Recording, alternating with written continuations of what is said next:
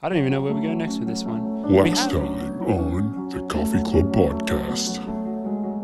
We do a segment called Coffee Cauldron, which is like Q&A. We have like a special Woody like Q&A. If you want to, do you want to take a question? I mean, we'll take a question to keep the fire going. Sure. Anonymous message from a competitor in the Sound Running 2022 10K. Why did you spike and trip Klecker with 500 meters to go? I'm pretty Why sure. did I spike Joe Klecker? Because he slowed down. Quickly hit a wall and slowed down. No, he slowed down. No, he slowed down. No, he slowed down. Coffee club,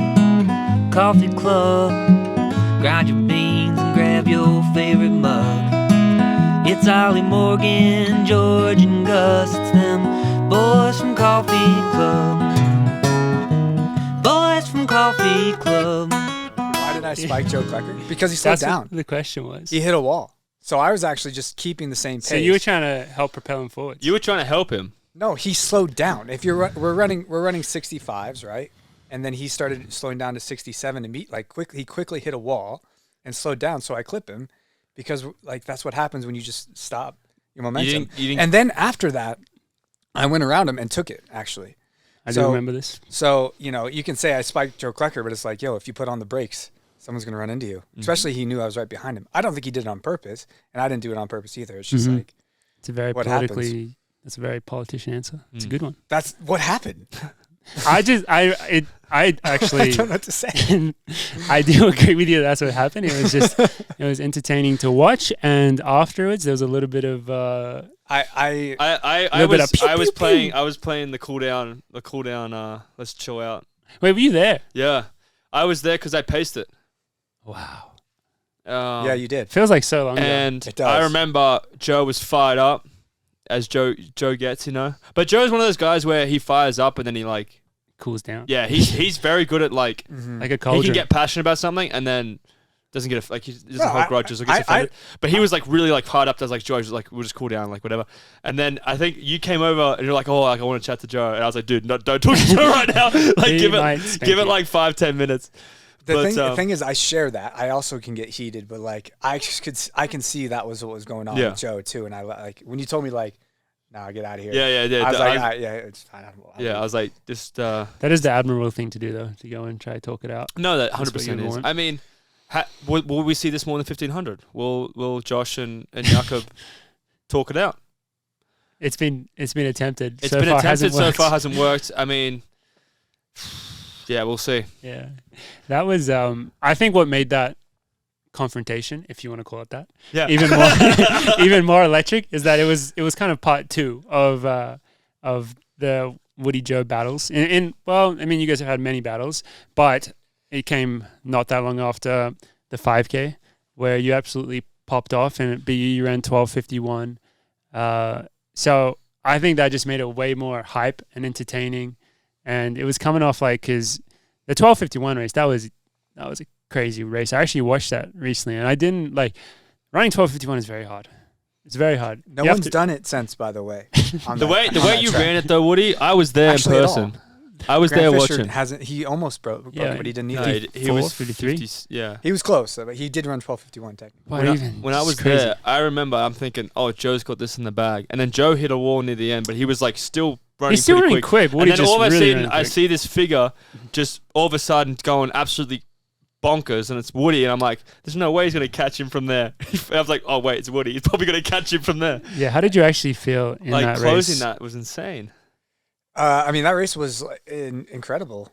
Mm-hmm. I had just left Bowerman Track Club, trained on my own, joined Mike Smith for 3 weeks, really needed some sign that this was going in the right direction, and came together at a good time. And I appreciate you guys putting on that race. Don't look at me. I appreciate you guys doing that. Don't look at me. I paced that one as well. I paced a lot of your races, Woody. I know you have. You got me thinking. But I paced a lot of races myself. No. It comes around. No, dude, that's the thing. I paced a lot of races, and I'm thinking, it's all going to pay off for me. And then I got injured, so it didn't matter. That's the thing, yeah. I got injured, so it didn't matter. But I remember watching that race, and Joe was crushing. I was like, he's gonna Well, run from sub 3K 13. onwards, when maybe it was 3200 when were you were the second pacer? You So went all the way to 36. I was always Sam was the second pacer. So Sam Atkin wasn't a pacer. I thought he was. No. Yes, he was. He was in it to race. He doubled up because he ran really well in the 3K. Yep. And then he doubled up, and then he knew that he wasn't going to finish the race. So then he went in front of me thinking, I'll give the pacer some help, and then started running like 61s. I was like, well, dude, whatever he helping. was, I know that he was an magic. amazing pacer. That was magic. That was awesome. But what happened was it got us onto pace, and I think I ran 7:42 or something through 3K. No, it was like 47. 47. Sorry, 7:47. Yeah. Yeah, we ran that through 3K, and then I think I did a couple more laps, and I jumped off, and then Joe was crushing. I'm like, he's gonna run. Yeah, when Joe took over, Yeah, I thought he was gonna run. He put the get the pedal to American metal. record. It was gonna be great. And then Woody was like, hold my beer, and just went. I can't tell, like, on Be Real, we follow each other on Be Real. Like, me and Joe are tight on Be Real. But, like, when we race each other, it's like, I can't lose to Joe. It's like, I can't lose to Joe. That's your mentality. Yeah. Can you lose to one of us? Or Yeah. Do you have that same mentality with us, or more friendly? No, because the thing is like, I'll beat Joe 3 times. And if he beats me once, it still sticks with me. I feel like it still bothers me. But, like, I feel like when So most you're people saying doesn't you're stand with more that. okay? Like if Grant Fisher beats you, you're like, oh, Grant just beat me. I don't like to lose it in general, but yeah. for some reason Joe does. It's like I can't. Maybe because he's like a Colorado guy. Maybe I don't know. There's definitely something there. I would love to So know there is what beef, Joe. is what you're saying. You get There's beef. There's beef, but on Be Real, there's no beef. I would say it's a healthy beef considering the way you talk about it. Because you guys, I mean, when you guys ran 12:51 Yeah. and 12:53 or 4, it clearly you know. I mean, when tell. Joe's mentioned it, he's like, it's just making me better. You He know? says that. He's- I mean, I wish he would say that publicly. He's like, in general, like I'm not saying he's going, oh, Woody makes me a better runner. I don't think he's saying that, but in general, like he's getting pushed, right? Yeah. So The thing is, we do like that race. like whether it's from you or from Grant or whatever, because like Joe is a front runner, right? Yeah. But I think me being right behind him is also like it. I know like, That's it the beautiful pushes thing. front runners. That's the beautiful thing about it. You guys are polar opposites in that way. Exactly. What's the opposite of a front runner? Woody Kincaid. Exactly. Yeah. Don't worry, I'm also kind of like you that. are literally the opposite of Stewie McSwain, almost as well. Yeah. Pretty much. Like, because Stewie does not come from behind. Like, Stewie and George are the opposite. Yeah, George there's Beamer's just similar. different types of runners There's out there. Different types of runners. But I don't know which kind of runner. It's like people have their favorite type of runner, and I don't know which. I don't know where you would put, like, where would you put Stewie McSwain of like a guy that always is going to take it from the gun, make it pretty fast at least, but not like crazy fast, but very fast, and then get beat in the end, most likely. Not always. Not always. He won a lot of diamond leagues doing that. Early on, yeah. Yeah, but I would say that's the thing, right? It's your personal preference, but it's also like who do you like as a runner or as an athlete? Because like people probably enjoy and have a lot of respect for Stewie, right? Sure do. And they probably really enjoy and respect somebody like you, Woody. But then if somebody like, I don't know, like for example, I'm not trying to diss him, but It sounds like a No, diss. let's diss somebody. It sounds like a diss. Yeah, this is about to be a diss. I'm just saying somebody like Josh, for That's a example, diss. Josh might run a similar race and people might not like him as much. What do you mean? Are we talking about Kerr? Yeah. Yeah. Okay. I'm just saying Yucca Josh- might run a similar race and people might not like him as much because I think it's just dependent on the runner. I think it's a precedent they've sent. They Set. set, yeah. Yeah. So it's like. But I think it's like people might not like Jakob because they think, oh, he's too arrogant, but he runs races like that, you know? But then if somebody else runs a race like that and they're... I'm and not they're like, following exactly. okay, so if Stewie runs a race from the front with the pacer, executes it really gets well good credit and wins, for that. right? He gets credit for that. Yeah. If somebody like Josh does that, but people don't like necessarily Josh because they think he's cocky or whatever, and people are like, oh, you know, you would have got smoked if you had this person in this race. Like, there's like just different perceptions depending on how people race. Right. So you're saying personality comes into like, play depending on it's racing not just style. their Yeah. tactics, but also like how is this person's Yeah, for personality? example, are like- they doing this on purpose? If somebody are didn't they like, messing with this yeah, person? if somebody didn't like you or George, and they're like, oh, George wouldn't have run that if they went fast, and then if they had somebody that didn't like Stewie, it's like, oh, well, if Woody or George win that race, they would have outkicked you. Yeah. It's just dependent on the Yeah. personality of it. There are people that will only like front runners, and there are people that only like Is that tactical because they were runners. front runners, you think? They were the Probably. It kids probably that getting inspires jobs. them. I'm just thinking of some of the greats, and I'm thinking of like Steve Prefontaine. He's famous for being a front runner and a badass and everything else. And then you got like, let's say, I don't know. Would he have always been a front runner? I think he was That's just the real I think he was question. just better than everyone, Perhaps. like a lot better. Mm. So I think it's a bit easier. And then you have, like, I'm trying to think of other stars like in the UFC, maybe like Legat. He's famous for his kick. Yeah, it's just apples and oranges at the Cole end of the day. Hawker's pretty famous for his kick now as well. Yeah, I mean, Cole's just a legend. Yeah, gold medalist. Truly, yeah. Gold medalist Truly, yeah. with his kick. Did you see? I don't know if this is a new thing, but did you just see his story the other day? No. He was running. I don't know if he was running tempo or rep or regular run on a treadmill, but he was running it on a negative incline. Downhill. Yeah. Never he seen said- it and before. he I said- saw that, yeah. Never Did you see seen that? before? Yeah, he's He like, said- running Running downhill downhill is is easier. easier. Is he And I'm trolling like, us? are you trolling me or is this an actual like better thing to do? But that's They do weird that's stuff. the thing. Once you get a gold medal, you can do whatever you want. and Exactly. People believe it. Yeah. It doesn't matter. Exactly. I was looking at it Everyone- going, imagine if we just told Dathan, hey, Dathan, we should do this. He'd probably look at it and actually like assess it because he's won a gold medal. He's like, maybe we should look at this. Yeah, Or like 100% no, really bad for your knees or whatever. yeah. I don't know. Mike Smith was joking about they have the oxygen in a bottle now, like for like they just have like pure oxygen bottles like for clean air. Oh, In, really? like this dystopian world, they're like Like in Flagstaff? no, just in general, they're like bottling. They, Is it an oxygen bottle. That sounds cafe? illegal. no. This is like I don't know in China and stuff. They have like they bottle the oxygen so that people can. I love it breathe how you clean said air. illegal. You guys, oh no, it's in China. Like, I don't know, but yeah, but like it'd be funny if like one of those times that all access track and field comes up that we just take in some oxygen in between reps so that we get pure H2O and just see how many people latch on Start to. doing it. Yeah. That happens with everything in running, though. It really does. I mean, the lactate testing. Look how that blew up in the past few years. Everybody's Lactate pricking their ears testing. and thumbs and. Trying to think of other things. I know the I mean, Joe I just think bought that one of the. that one's pretty established at this point. Joe Yeah. just bought That's one been of the established headbands. 20, 30 years. You know the The ice headbands, headbands? that the marathoners wear. Do you know those? No, I don't know about Kipchoge this. wore it. In It's the like an ice, Olympic a marathon. nice Helen wore headband one. thing. I Helen. know that Kipchoge wears that thing on his arm. Yeah, Sugar. Yeah. Right. The Galen Glucose. Rupp did some weird stuff that I'm sure everyone copied. Like the nose mask. strips. Nose Yeah, you guys strips. do nose strips. I don't know if you specifically, but I do sometimes. Yeah. I did for the Olympics. Yeah, I think they're good. I mean they feel good. I've never done it. Me neither. Not for a race, Yeah. just for fun. Do you reckon I could start a trend with like maybe drinking a shit ton of Guinness and then getting to the line and just crushing it and people are like, oh no, wait, people did that. Guinness has got good carbs in it, you That's know? that's what many good runners did. I know that people who can't sleep before marathons. I know one person, and I won't name them. That they can't sleep before a marathon. They just have one glass of wine, just so they can sleep. So, Yeah. I mean, it's not all perfect, right? It's like when I use the everybody nose has strip, their own little thing. it makes me sneeze. Mm. Like I feel like I Clear out. breathe too well. I'm sneezing. Yeah. Wait, you said a glass of wine makes you sneeze or just No. Well, The that nose too, strip. but nose strip? like the nose strip. Yeah, I think if you win a gold medal, yeah, as you said, if you win a gold medal and you do anything, people are gonna copy it, even if Mm. it's pretty wild. Probably especially if it's very wild, because then it's more like outlandish, Well, people will copy. like double threshold. Well, double threshold. Ridiculous. Yeah, is insane. Everyone's doing it these and, days. you guys are doing it. No, we don't. We don't do it. I was just. that Or was a do we? test. Or do we? We do double can't give any threshold. We do double information. threshold, Triple. but it's in one workout. Yeah, we take them. It's just like a 2-minute recovery Yeah. in between our thresholds. Double. You just keep doing threshold. Infinite threshold. At, For the threshold. 2-minute recovery. I do Never- actually.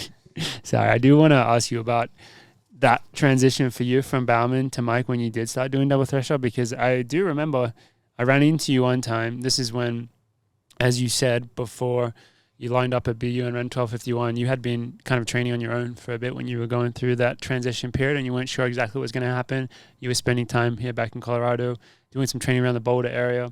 And I ran into you one time, and you were about to bang out a double threshold session. I think you were doing your first one of the day, and you started telling me about it. You're like, yeah, this is cool. This is fun. I'm running higher volume with less intensity than I ever did with Bauman, and I'm feeling amazing. And then fast forward a month, it really paid off. Is that essentially how you saw things going? You were like, I want to try out. I've killed my body for years at Bauman. Yeah, I mean, the reasoning behind it was like, hey, I'm leaving Bowerman. I can't do Bowerman training. I need to think of I can't just continue Bowerman training. If I'm going to do something else, I want to try something new. And you'd have to be blind to not know about threshold training and all that going on. And so I tried it, and that was actually the second day I'd ever even tried it. Really? Yeah. That was with Katie and Ryan Hill. Yeah. And Ryan Hill never had tried lactate testing either, and I think that's probably the last time he ever did. It's a long time. He's like, nope. Yeah, that was on a road in Boulder, and yeah, I responded to it really well. Yeah, I mean, clearly the results did show that it was working pretty well for you. Is when you think about transitioning to Flagsmith Elite, double threshold is something that jumps off the page. It's like, okay, this is obviously something different. What are the other differences that might not be as obvious in your training system that you think have helped you continue to improve as an athlete across these last couple of years? I think resting, probably. I think there's a lot to be said about taking days off, which I would never have done before, but I take days off now. What do we mean by take days off? Well, the guys, they take prescribed days off. They'll take a day off once a week. Once a week, which is quite a lot. I think, but I don't do it that much. But Ritz would roll over in his grave if he took a day off. Ritz? Yeah, and he had like 13,000 stress fractures. Maybe, Ritz actually gives us prescribed cross training days now.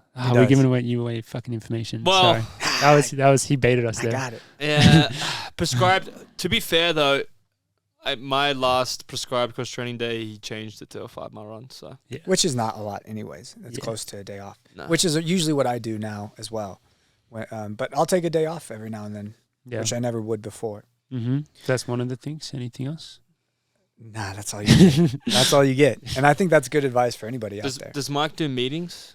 Does he talk to you guys one-on-one? Or is it more like you have to go and talk to him at practice? You get a certain window. He's a busy man. He's hard to find. Certain window, a couple of hours of practice. You maybe get a question in, and that's it? Or can you approach Mike, text him, say, hey, let's go to a Zen garden. Let's get a rake. Let's just have a chat.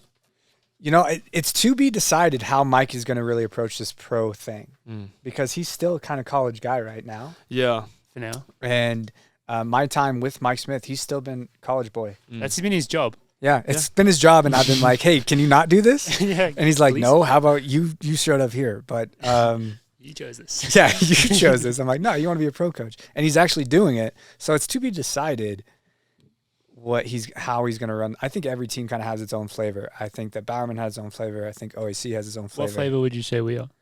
I think you guys are taking the Bowerman model in some ways and kind of we're a mixture of Bowerman and Project for sure. With our training. And Oregon Project. Yeah, well, Project like training. I'm happy you specified that. I thought you were going to say something else.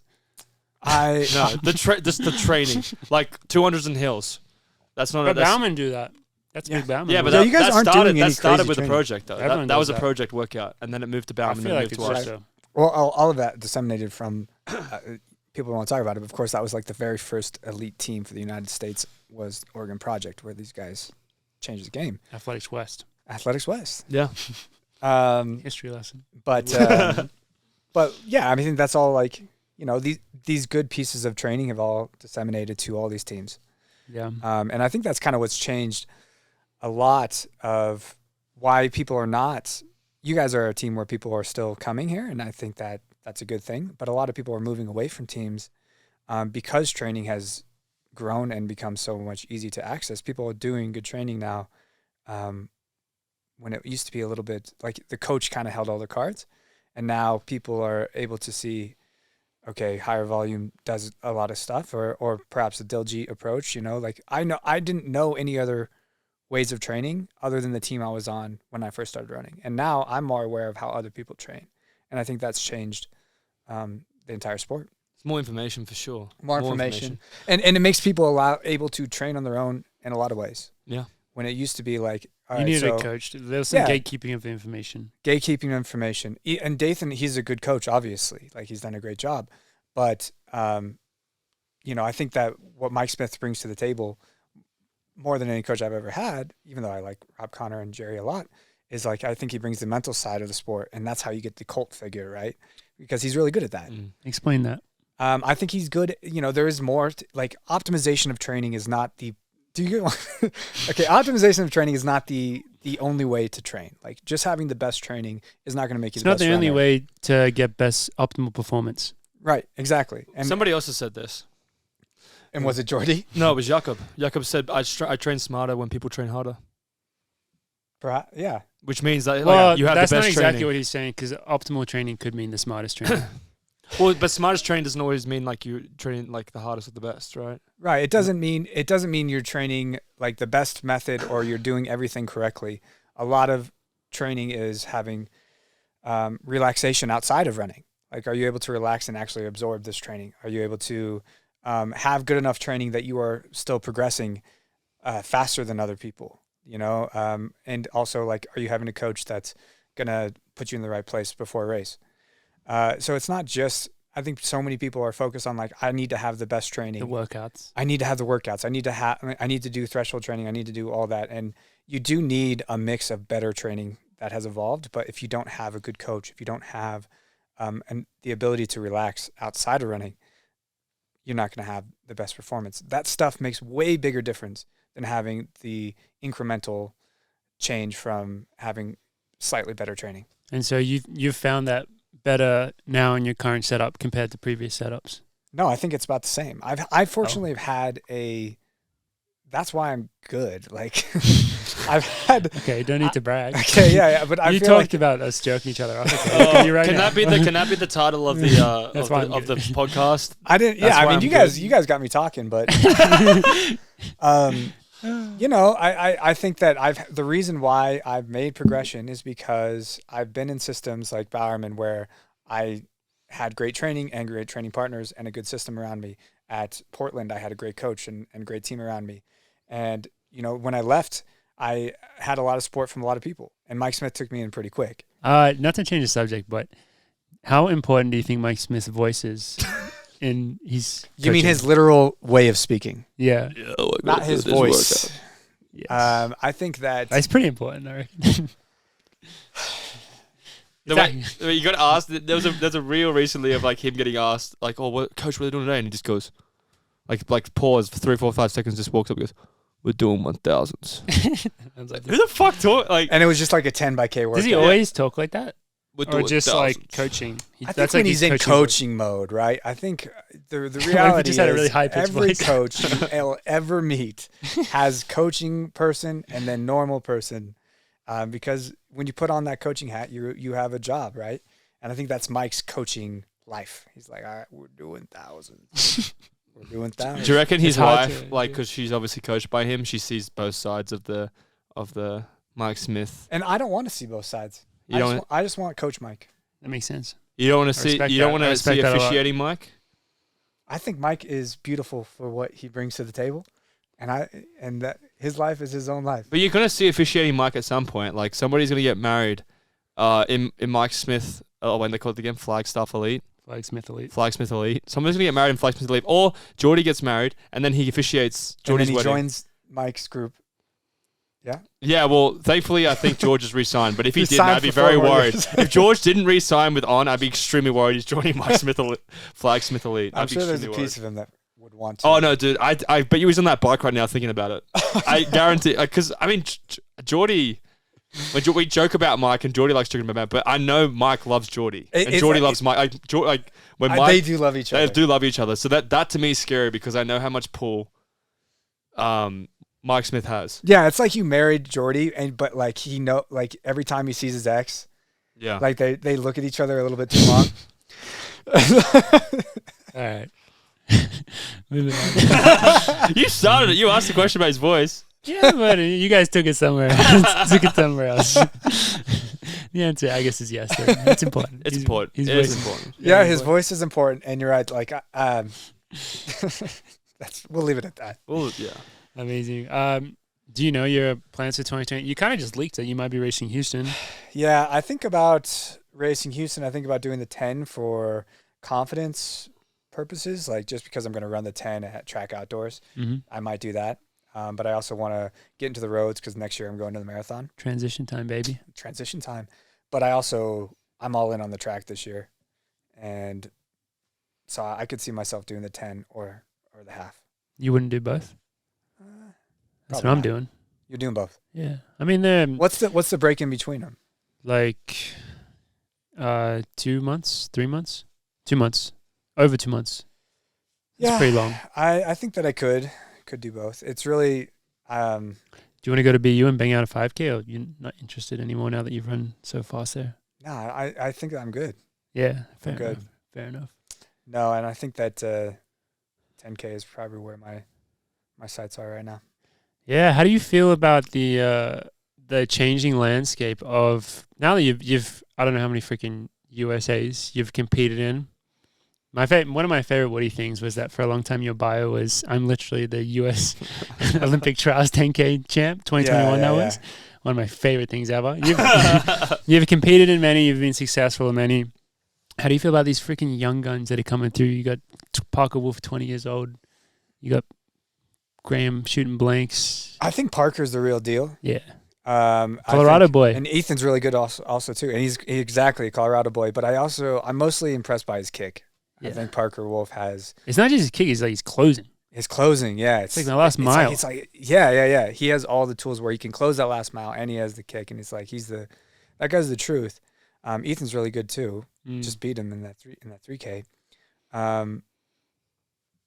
I don't know. It's gonna be a challenge, but I still think I'm just up there with them. And if it comes down to a kick, you know who's gonna win between me and Parker? I think it'd still be me. Yeah. What about if Joe Klecker was there? If I'm honest, Joe Klecker, there's gonna be so mad. Joe Klecker is gonna be wise to go to the roads at this point. I think that there's a lot of kickers coming up. He's gonna have any? I reckon he'll race the 10K this year. I think that's possible. But why would you not race? Why would you? Even if you're going to the roads, it's like it doesn't mean like you can't run the 10K. No, exactly, you know? exactly. So and that's what I love about it. And I think Joe, there's like I would not be surprised if he makes the 10K team. Yeah, not at all. I think that it's going to get a lot more competitive. I mean, because so let's say last year when you guys lined up, you guys knew who was going to the Olympics.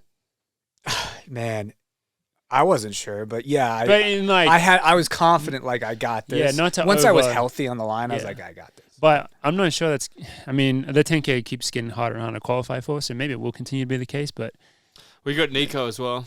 Yeah, Nico's really good. Nico's really, really good. He's really, really good. And they're all so young, so they just have gotten to that level at such young ages. This is my question. They train really well. This is my question. Does that mean that they're going to have shorter careers or longer careers? Because we obviously didn't get there that early, that quickly, but our training probably wasn't as intense as theirs. We weren't being honest. Training as high level for sure. No, in college. So I'm interested to see can they get to that high level and maintain it and stay for a long time, or will they burn out earlier than us? Because we've kind of had a gradual build up to it. Because I believe, I mean, when Morgan and I were in college, like we were not training even the guys at Wisconsin, we were not training like those guys, like Big King, Bob Liking, and Adam Spencer. We were not training like them. But that's because I think they've got more knowledge, more resources. They know how to train better and smarter. Is just like way higher. Yeah, and the standard's so much higher. So I wonder if they can maintain it, will be pretty sick for the sport. If they can't, it'll reassess how people project themselves, maybe to try and get that high level or have a longer career. Yeah, I want to hear you guys' take because when we were in college, back to what you were saying, like there was a belief that there was like a running lifespan. Yeah. Like if you started later and you started running, that was like a good thing. You can get longer. You can go longer. But now it's like the mentality has changed where it's like you can never have gotten as many miles as Jakob Ingebrigtsen in. Yeah. And so I'm like, it's really what camp you're in is, are you going like that early, did you get enough exercise when you were young versus like, oh, they started so late so they can keep going longer, Yeah, I do. The engine can be built infinitely now versus like there's so many miles you can run, which is totally different ways of looking at it. I believe that it really depends how you train. I think there's like if I had a kid, hopefully I do one day, and if shout out Cinta. If they I was just like, wait, is this a hint? We got an announcement. No. So if they came to me, let's say hypothetically they came to me at 12, 13 years old, and they're like, "Dad, I want to be the best runner in the world," I'd say, go run double threshold. Like I would literally. I think that if you train in a certain way, it's sustainable. I think there is a lifespan for people's running careers but I think it's much more. I think it's the intensity which gets to people, and I think that's what starts burning your body in terms of like your certain systems of being able to like fire on the track. And that's where you will probably pick up injuries as well. So I think that, like, I do look at someone like Jakob, and I think he'll have a really long career, even though he achieved greatness at such a young age. I think just the way he did it, I think is like the way to do it for longevity. And I don't think necessarily everyone, trains in a way for longevity. Like I don't know. I always looked at the Bowerman team, and it was like, man, these guys are just crushing themselves. But there's always outliers. You have someone like Mohamed. Like a lot of the guys in Bowerman do it for a long time, but it's a certain it's a certain type of person who. Woody's still going. I wouldn't put you in that category because I feel like you got a lot of time. Yeah, you're just stuck. I think Evan and Mo are like maybe a bit further on. Yeah, but I do think that people do sometimes train in a way that shortens their lifespan a lot. Yeah, undoubtedly. I think you're right. The intensity plays a part, but also the mental side of the intensity. I think that's the thing that people don't really talk about. Is like you got to want to do it. That's the bit I think is gonna hurt people because setbacks happen, but mentally, if you can't get back to what got you there in the first place, like a lot of people probably go through college, and if they crush it, they're like not thinking I can win NCAAs. They're thinking I can go and compete at the Olympic Games. Like, that's a different mentality in itself. And if you get to that point at that age, and then you go through another 4-year cycle, and you get beaten, and you have injuries, and shit comes up, and you make mistakes, you start questioning yourself. If you mentally can't go around and become a killer again, because I think there's like two types of people that compete. There's participators and killers. Participators will just go and run, and like they'll be happy with whatever happens, which is probably not majority of our fields. Like people that we know, but there is like the pro running circle in general, I think has these people. And then you have killers that like literally like what you said, Woody, you hate losing. You hate it. So like, what does that make you do? That makes you want to train, not just really hard, but appropriately to keep winning. So yeah, this is like he's brought in succession here. Yeah. He's not a killer. Woody, thank you for calling me a killer. Well, I mean, I think most of my like, when I talk to Dayton about our team, like I think. And this is sucking off OEC moment, so just strap in for that. But I think most of our team are killers because I think most people that made it to the top level. Most of the people at Bowman were killers. Have been doing that. They just are. Like, yeah. There's some professional teams that I won't mention that probably have more participators than killers, but yeah, not us though. But but if you look at results and you look at like how they compete, individuals like man, I gotta start killing again. Man, I gotta get back there. But yeah, we're going to illegal pizza after this. Yeah, but we're walking into as killers. Yeah, I have to continue this circle jerk of OSC. Woody, you can go next. I think that when you talk about the mental, like when you talk about lifespan and you talk about the mental side of it, which I agree, I think that's the most important thing. That's why I think being part of a really good team, that's the most beneficial part of being part of a really good team. I think, like, I just look at our system and how you probably feel the same way about your system. I look at our system and I say, wow, I can just like turn up to training every day, and if I'm just there and I have a good time with my friends at training, I'm gonna be a fucking amazing runner, right? And then I look at other people who I know like have to go and train, like they have to do all these things, which I think is a lot more of a mental effort. Like they have to be away from home for so much longer. They have to travel so much more. They have to do this and that. They might have to do a lot more sessions on their own. I think that stuff catches up to you eventually. And I think that's the biggest benefit of being part of like a great team like we are. I think you can get the same level of work done with a lot less like mental strain, which I think overall is a good thing. I think like there are some things to be said about the benefits of like doing it tough at certain times. You know, you think about kind of like the image of like a boxer going on like their training camps where they're like on their own in the mountains or somewhere for like a month. Rocky Balboa, yeah, you think about that. Like I think there is something to be said about that as well. But I think in general, being part of like this great team is like I could do this for the rest of my life. And I think Mike Smith will take that in for sure. But the one thing that we have that makes us set us apart, which now circle. We're talking about OAC again. Not us, not the three of us. We're very international, which I think helps. Because at the end of the day, we are competing against each other at that high level, but not necessarily all competing at the same teams and stuff. I mean, me, Kai, and Morgan will overlap potentially in the 5K, but we're all at this point where we know that if it comes to it, me and Morgan will smash Kai's kneecaps. So it's going to be fine. We'll make that team. Right. But so you guys can compete in practice and throw a few jabs here and there. But at the, when you're at the championship level, you get to be together. Yeah. Well, I think that's the one thing that made our team successful with the ego thing is that like, well, he's the best runner from New Zealand. He's not competing against me to make the American team or the Spanish team or the Australian team. I think that's something that maybe helps us a lot with our team culture. But I mean, Mike Smith just has Mike Smith. How can you argue with culture when you have a guy that talks about thousands the way he does? He is the culture, I don't think that's necessarily Migos. true. No. I think the thing is, I'm part of. I was not part of the Mike Smith raising, and I do really like Mike Smith, and I don't think that I'm. I don't think I'm a Does cult anyone member not yet. like Mike Smith? Like, how could you not I don't like him? Mike Smith because he didn't shake my hand after I paced Abdi to a standard.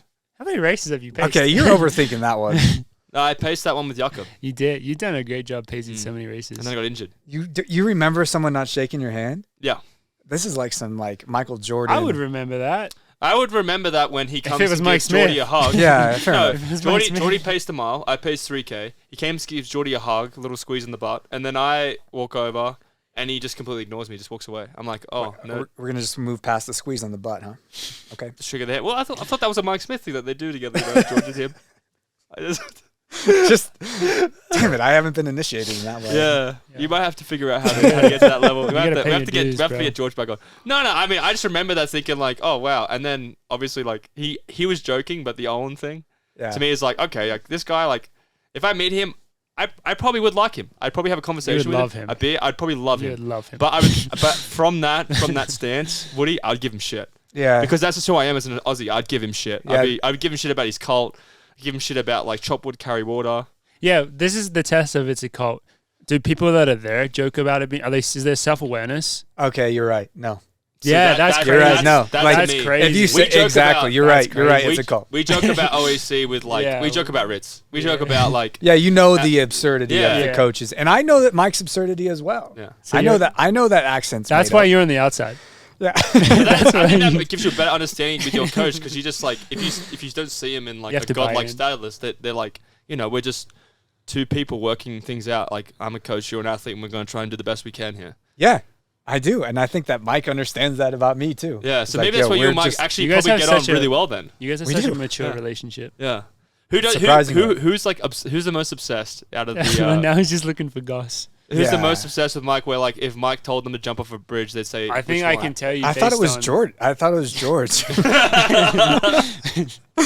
So, we can say that because he's not here.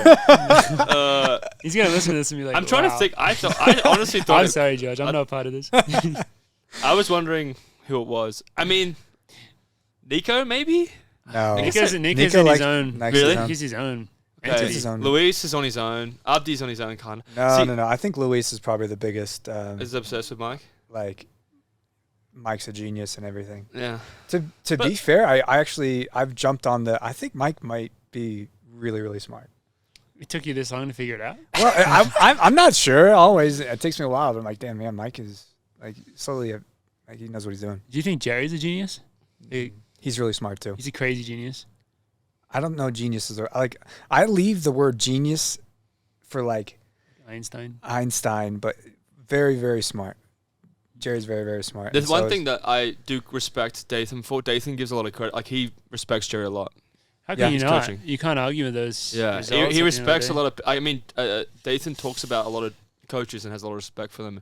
In that, obviously, he wants to be like a better, really good coach. But the way Dathan talks about training and stuff, when we talk about like, or like back in the day when Bauman went to Pheasant Branch and Madison or went to Hawaii or to train, like what do you think of these sessions? Like Dathan always is very like objectively like this, they're very good coach, very talented coach. I think to be a good coach you have to be aware of other good coaches. So do you think Mike looks around and says, wow, I think some coaches are in their own bubble. Oh, you reckon he's in his own bubble? Mike? No. Mike's most. No, what I like not about Mike. Mike is he's definitely not in his own bubble. I think Jerry might be more in his own bubble. Jerry's in his own bubble. That's what I was saying. 100%. Yeah. So Jerry wouldn't be looking at Mike thinking like, wow, you just took my job?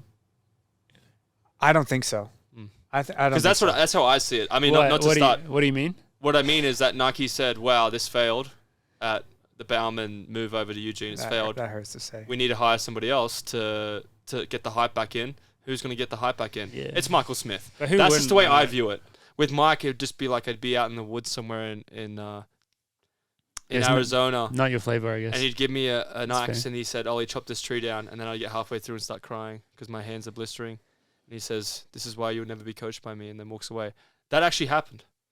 Yeah, it's like Sounds like a nightmare. it could have been that or a handshake. That Sounds or like it was a a nightmare. nightmare that I made up. But yeah, Fair enough. Fair yeah, enough. not shaking my hand. Mike, why did you not shake my hand, bro?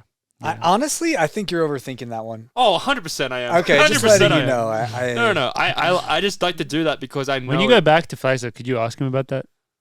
No, No, don't. absolutely not. Why not? Because I'm not he doesn't want to hear about OAC. He's like, I don't know. He doesn't We're care. He doesn't know enemies who now. Olin Yeah, Hacker bro. is. We're enemies now. Yeah, he's like, I remember shaking Olin's hand. He lived in Flagstaff. I say hi to Olin every The reason day. why I have those two little things, Woody, is because I can't find anything else for his impenetrable armor. That is Mike Smith. That's the only two things I have. I mean, it's somewhere in there. I mean, like, that's the thing is you could tear apart a coach. There's definitely ways you could tear apart any coach. I go after Dathan if I wanted to. You want me to? Not really. No. Yeah, that's right. No. Go for it. Yeah, no. Um, No, I think that's, yeah, I think Mike Smith's a great coach. Yeah. Like, I'm happy we got to the bottom of that. yeah, Yeah. that's the bottom What? line. So, but do with the name. If they do take the name that we made, can we get some sort of compensation for it from Nike? What do you think we should name ourselves? Flagsmith Elite. Flagsmith Elite. Yeah, sure. All right, Okay. sweet. If we actually go for that, I'm gonna say send all proceeds to on. We'll just Athletic take Club. like 60% of all profits from the group. Yeah, but why is it 60-40? Well, because we came up with the We name. came up with a name. Like That's the people most remember the important name. thing. They, you know. Yeah, I'm gonna have to ask Georgie because I know George will just give the money right back to me. He's We funneling actually it all the way went around. through the coffee club finances and we're like, why has all Yeah. this stuff been sent back to Flagstaff? And then we realized that Geordie's actually been just like the reason why Mike Smith's been able to coach We're funding. the professional athletes is we're funding them with Coffee Club because Geordie's been illegally siphoning that money back to Mike Smith. I'm Elite. actually okay with it. And then me and Morgan found out and we're like, oh, you know, that's his little side project. That's fine. We're happy for George. That's fine. All right, well let's move on. Is there anything else in the cauldron that you want to bring up before we? Honestly, put from a bow on us, there's not too much. Is there anything else you'd like to talk about while you have this platform? I feel like we've talked about everything under the sun, from training to It's been a lot of Mike Smith everything. talk. A lot of Mike Smith Mike Smith talk. talk. Yeah, which I don't think he listens to this podcast. No, he does. You sure? No, No, we don't know. Okay. no. He only listens to it when George is on and then me and Morgan are not on. That's when he listens. Yeah. Yeah, I don't Those are have the any best sweet ones. nothings for you guys. I will say that the group thing that you got going on at OAC is, I think, something that is going to be something that people are trying to form, but it's going to be more difficult than it was in the past. Like what you guys did is a difficult thing to do, and I think that I respect it. Thank guys you. know Shout out to COVID. Thanks, Shout Woody. out to COVID. I have to Thanks give for you guys the some giving. credit. Yeah, thanks for the Well, little. Well, no, well, I give No. credit to COVID though. COVID did help us Yeah, you guys did. because we didn't have You much. guys got- We didn't have many options, you know. And they're like, well, Opportunity there's an opportunity here with you know, The a lot of legends. investment, a lot of, at on. and then it's like, Take okay. advantage of it. And then I got DMs from Joe Klecker said, hey, we'll be great training partners. I was like, what's up? And then all of a sudden, Rest is history. we got So- Dylan, Kai, Maya, and Olivia who are freaking. I really like Kai. I met him in Dresden, and I was like, dang, man. Yeah. Damn, he's a Cut. good one. He's a good one. He's a good one. He's Yeah, a good one. He's a good one. Can confirm. Yeah. Are we going to go back to St. Moritz? Maybe. Did See what happens. Did you record that thing on the train? Yeah. Oh my god. That's so. This podcast will come out on a Thursday. The Woody Kincaid special should come out on Tuesday before it. I'll show it to Is you. this part of the Sinter Morgan Yeah. episodes? Yeah, the adventures. This is the 4th episode. Yes. Yeah. Yeah. Yeah. So, and it's crazy. You'll probably get canceled for it, but no, I'm kidding. Canceled, I'm sure. I'm kidding. You can't. No one's canceled anymore.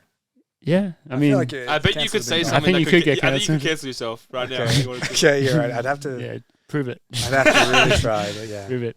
No, that's coming out, and so I'm very excited. I had a lot of fun editing that and hopefully everyone at home can check it out. And yeah, let the people know that we trained together in St. Moritz for about a month. Yeah, I mean, you can't really tell that by watching the video, but that did kind of happen.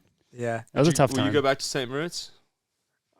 Yeah, definitely. I think the plan is with the Mike Smith group is we're going to do Phoenix, Flagstaff, and Park City, but I think a couple times we'll end up at St. Moritz. Why would you go to Park City? So that we get out of flag. I think why don't you come to Boulder? Perfect. You guys gonna go train with Grant Fisher? What do you mean too much gossip? You're at Flagstaff. Nothing leaves Flagstaff without gossip, bro. Yeah. Boulder's sweet, bro. It's just a bunch of hippies. No, Boulder is not hippies anymore. Yeah, rich hippies. That's not fair. There's a word, yuppies. Yuppies. Is that rich hippies? Yuppies? It was kind of, yeah. I don't know. How would you describe it, Morgan? Just rich people. Rich people. Okay. Like young rich people. Young rich people. Yeah.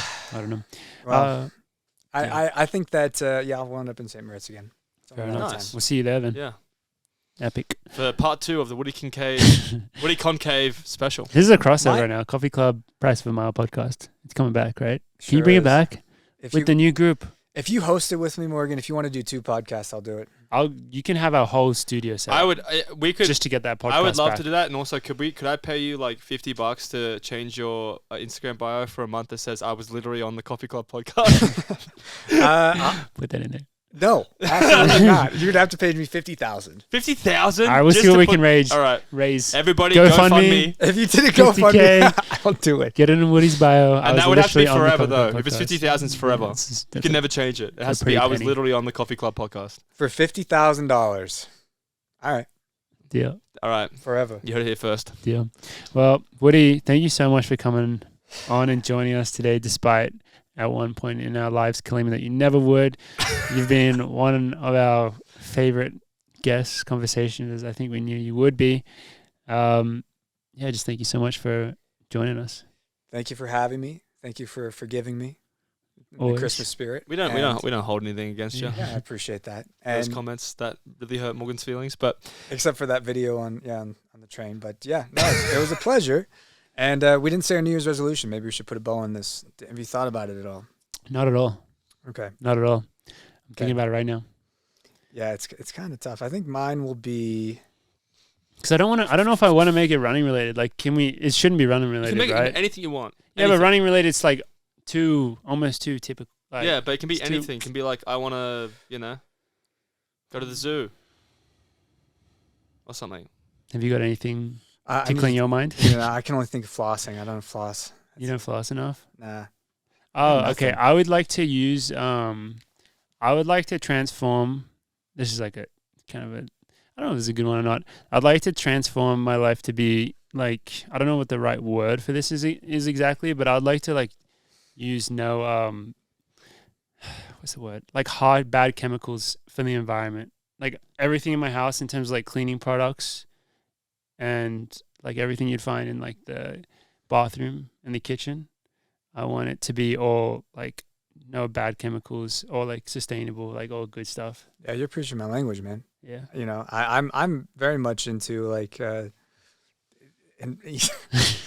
keeping in like a clean environment. Yeah. I like that. I think that it makes a big difference over the long run. Can I add into my New Year's resolution? Go for it. I want to eat everything, all my foods. It's back to eating once a week. I want to eat all my foods with seed oils.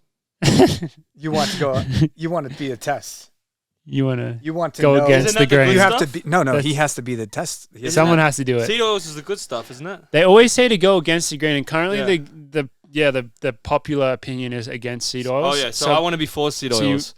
I'm going to be the spokesman for the. How much are they paying? You were just on the phone oils. with them. Yeah, I just confirmed the Secured deal. the contract. I've actually secured your GoFundMe as well. What are you with that? I would be honestly if it happens, I wouldn't be mad. You get paid $50K. Why would you be mad? No, I wouldn't be mad at all. I'd be like, this is sick.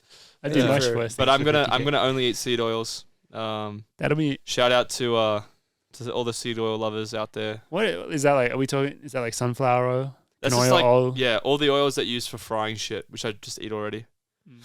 So, yeah, should be pretty sweet. Woody, send us home. Yeah. I think that my New Year's resolution will be to just come back on the Coffee Club podcast. to be on the podcast one more time. I would love to be on. This was good. I feel like we had a great first experience. Yeah.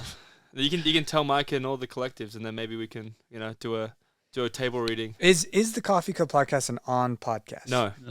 It's its own entity. Let's clarify. We're because I'm a Nike athlete. Yeah, we're our own corporation. We've had Nike athletes. You're not allowed to say that. We're going to bleep that out. I am a Nike athlete. No, bleep. I'm a Nike athlete. Beep. Nike. Beep. On.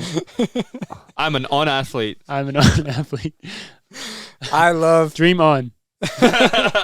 Dream on. Everyone dream on. Everybody keep dreaming on. Yeah. Just do it. Beep. Stay turned on. Dream on. All right. Well, anyways, let's just move on. And you didn't say your New year. Year's resolution. I mean, I said I was gonna floss. I think I'm gonna come. My New Year's resolution is to. That's so anticlimactic for all the people that have been listening for the past 17 hours who've been on this podcast. They're like, oh, I wonder what Woody's New Year's resolution is. I want to floss. God damn it. Give us something good. Give us something juicy. High pressure. You know what it'll be? I'm gonna host more than 3 team dinners. Hey, that's a good one. I like that one. That's a really good one. Can we cop an invite? Are you gonna join our team or what's up? I mean, no, but do we have to join a team to go? Or? Yeah. We're part of a team. Yeah, we are on a team. We're part of the human being team. We'll invite you to our team dinners. Yeah. Oh yeah. Yeah, you'd love them. You would like that, wouldn't you? All right. Well, once again, Woody, thank you so much for coming on and joining us today. It's been an absolute blast. And thank you so much to everyone at home. This has been episode 167 of the Coffee Club podcast. And we look forward to seeing you guys all again next week. Bye-bye. Ciao.